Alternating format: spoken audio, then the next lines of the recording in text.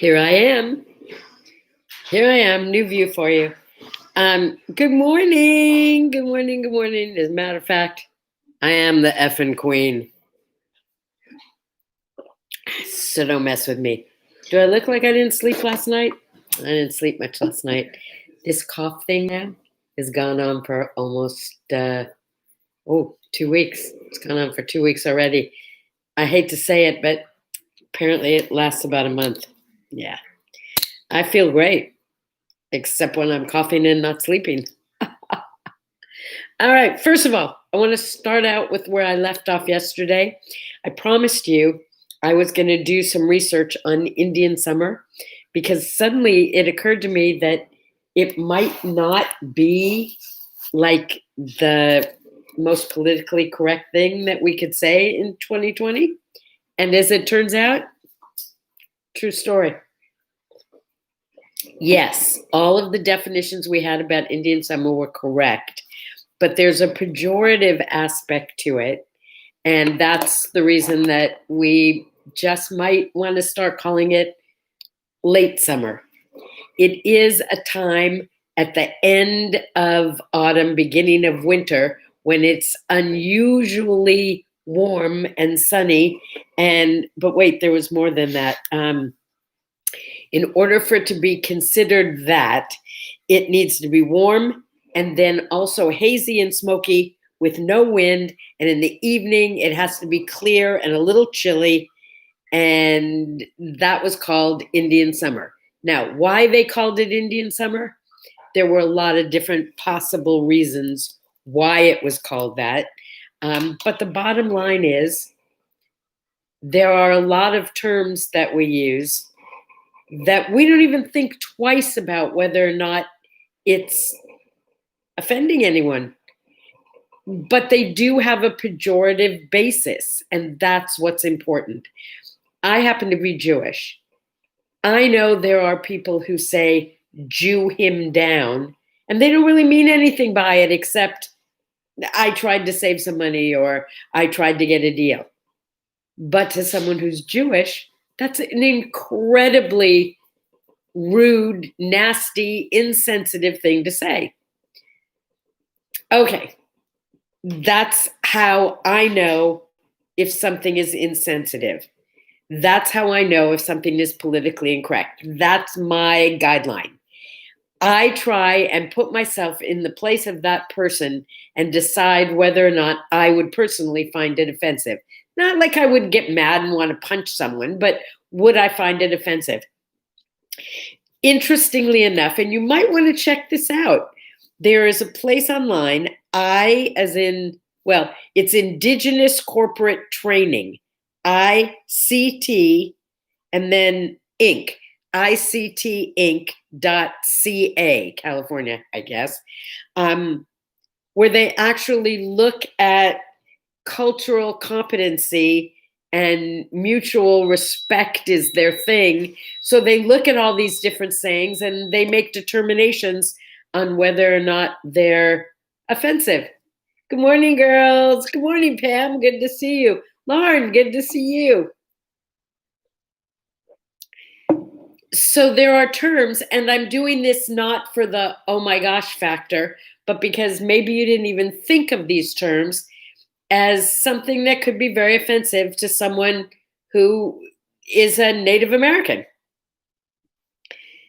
For example, we have normalized some of these euphemisms so much that we don't even think about them and where they came from and what they're referring to. Circling the wagons, Indian burn, Indian giver, going on the warpath, going native. I'm telling you, go to this ICTinc.ca.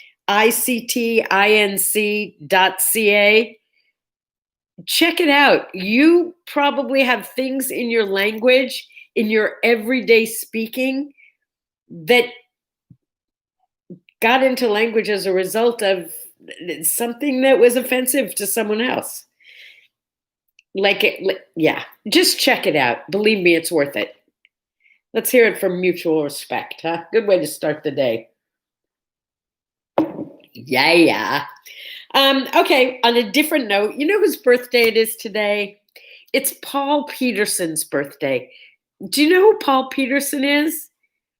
Well, if you're around my age, you probably grew up watching shows like Father Knows Best and I Love Lucy, and maybe you also watched The Donna Reed Show, which was one of my very, very favorites. And Paul Peterson was the son on The Donna Reed Show. He was also kind of a heartthrob singer back then, too. Yeah, Paul Peterson. So I'm lucky enough to be his friend on Facebook. Happy birthday, Paul, just in case you're watching. Paul Peterson writes posts in Facebook that just move me beyond. I mean, just amazing. Not only that, but because he was a child star, he's stayed in touch with a lot of other child stars and kind of gives those of us who read his stuff an update on where they are, what they're doing, how they're doing, if they need our support. And it is amazing the way he pulls his audience together to support him. I think because he's such a giving human being. Paul Peterson. I don't know if it's public for you to read some of his posts, but really do. Happy birthday, Paul. Whatever. Happy birthday, Paul. So what else is today? Oh, you know who else's birthday it is? Typhoid Mary. You probably didn't even know that Typhoid Mary was a real person, but indeed she is. Her real name was. Her name was Mary Mallon, Mallon, and she was an Irish girl. She was a cook. And this is so fitting for our times because we think if we don't have symptoms, we couldn't possibly have and spread COVID. But Typhoid Mary, they called her that because she was asymptomatic and spread typhoid fever everywhere she went and everywhere she worked. Like to the point, and she didn't believe it, by the way. She was I don't have anything, there's nothing wrong with me. But in the meantime, she got dozens and dozens and dozens and dozens of people sick or killed them with typhoid fever.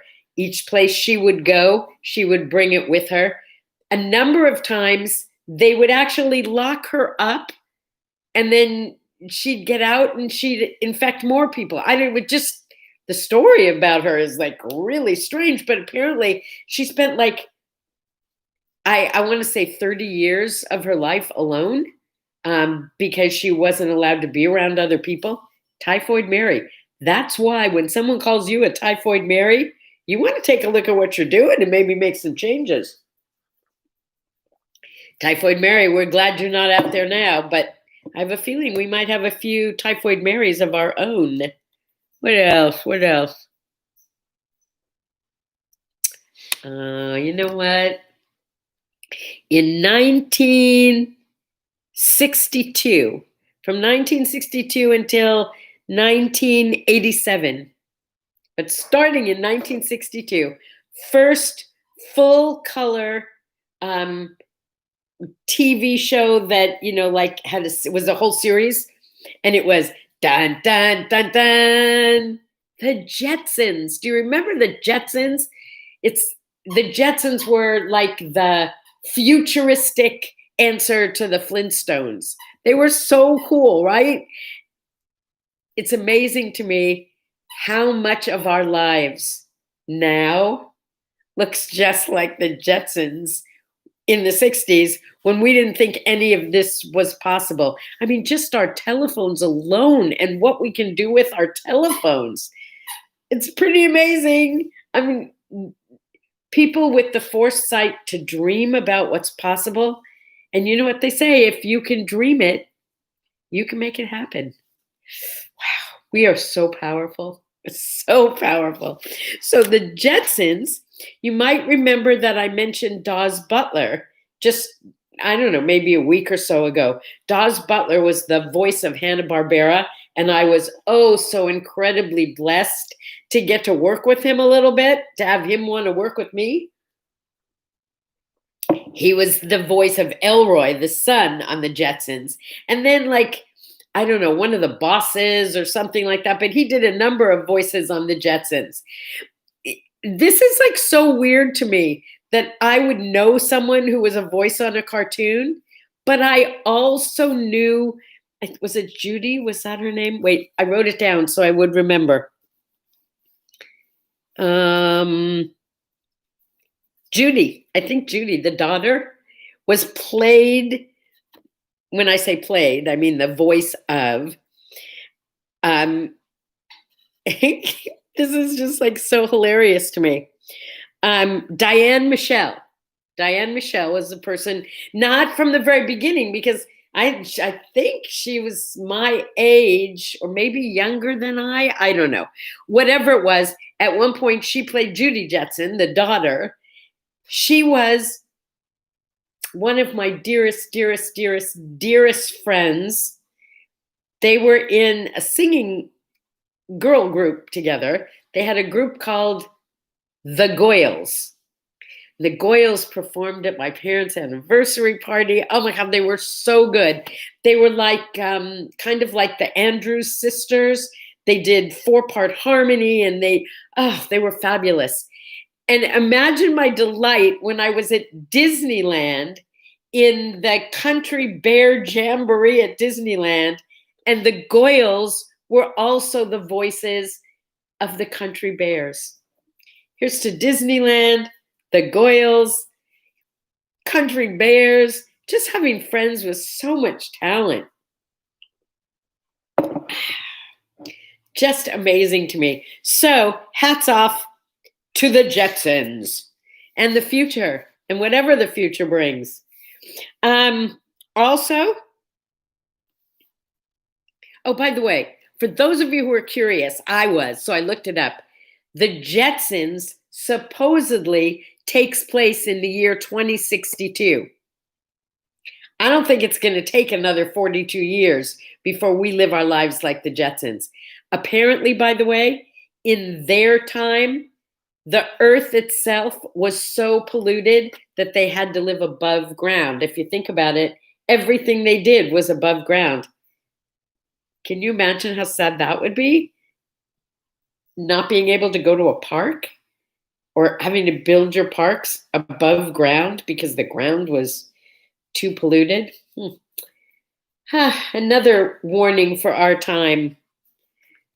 This is also the anniversary of the Chicago 8 trial, or Chicago 7, depending on how many of them you actually thought were guilty of something. You know, that's when they were trying to get a pig to run for office.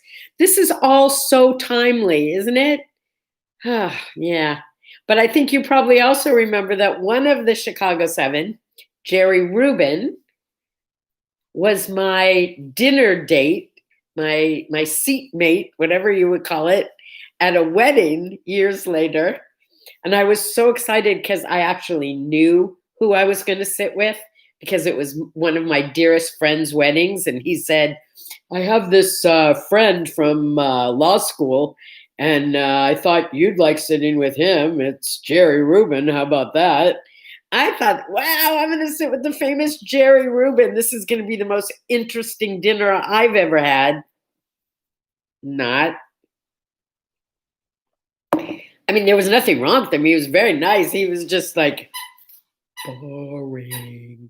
This guy who had been like in the spotlight of world news had basically nothing to say for an entire evening, except to, like nod his head now and then. Anyway, that was Jerry Rubin in my experience. It's National Dogs in Politics Day, whatever that means. But it's also National Redheads Day. So I salute redheads. I don't. My friend Sherry is a redhead, so here's to you, Sherry. Who out there is a redhead? Let's hear it for you. Come on, a little love for the redheads. Woohoo! All right. I want to talk about rules. Can we talk about rules? By the way, I don't know if you got to see it yet, but yesterday I did a video for you on how to be a failure. Yes, you might want to watch that. It's not a long one, it's about 6 minutes long. And I guarantee you, if you follow my instructions, you will be a failure. So, for all of you out there who have I want to be a failure complex, go watch that video right now. I'll just sit here and wait. Go ahead. Go do it now. No, I'm kidding. Watch it later. Watch it later. Pam hated her red hair when she was a child.